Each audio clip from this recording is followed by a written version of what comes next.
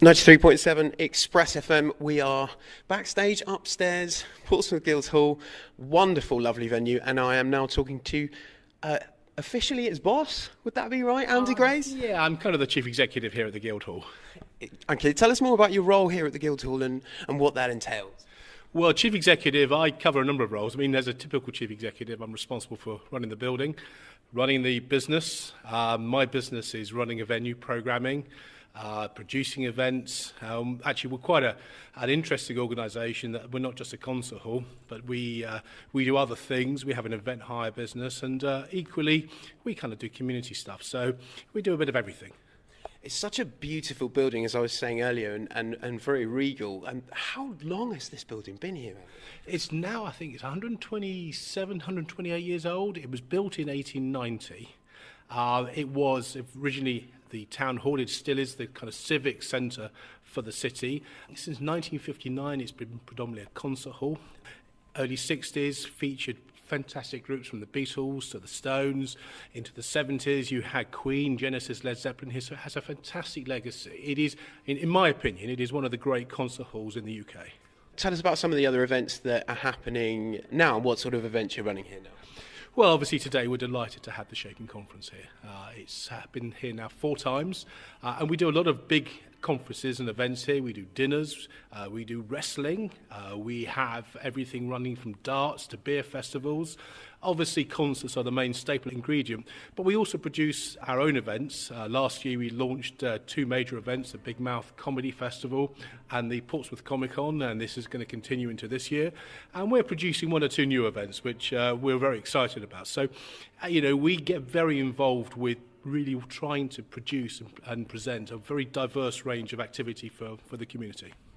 Tell us more about Shaping. So obviously, as you say, it's the 4th time here. It has sold out event this time as well. Tell us more about your relationship with Shaping and why it works so well in such a great venue.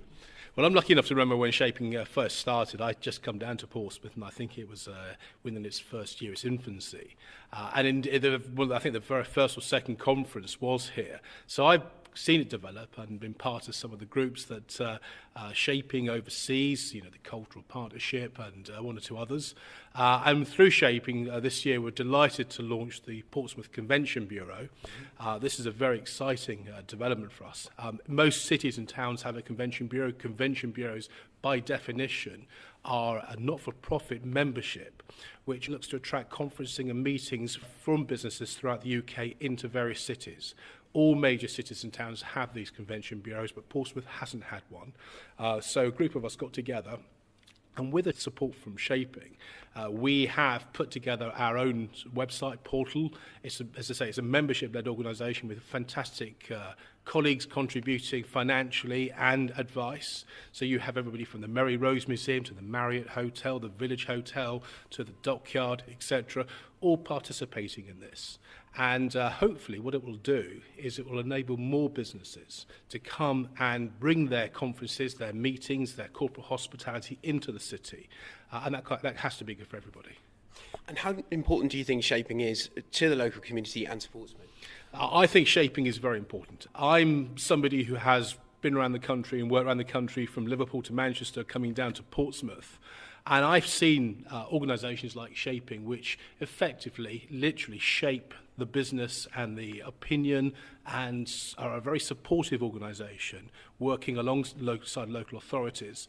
But most importantly, letting people who really should have a say in the ideas of a city come to the fore and let them sort of help shape the vision and the future of the city itself. So Shaping does that for us. And what do you hope that people will take away from today's event? I think people will learn a lot more about both each other. It's a fantastic networking event. I mean, it's one of those events where you come and you really enjoy meeting people you might not have seen for a year, or you've done business in the last year with them. On a business basis, it's brilliant because you get to see people, you get to meet people. You know, I can't imagine how many business cards are handed out today.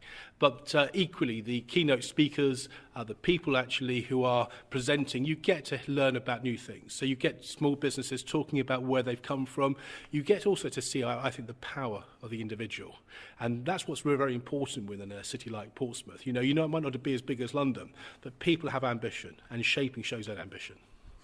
And how can people find out more about Portsmouth Guildhall and get involved in the future? Well, please check our website. It's a brand new website. It's only opened with the actual website was launched yesterday, our new website. So we've got a fantastic new website for people to get to see all the wonderful events that we do.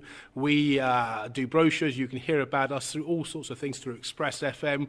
You know, we have all sorts of means and ways. Social media, of course, is the big thing these days. But if you really enjoy your entertainment, check us out. Perfect. Andy, thank you very much for your time and good luck with all your future ventures. Thank you.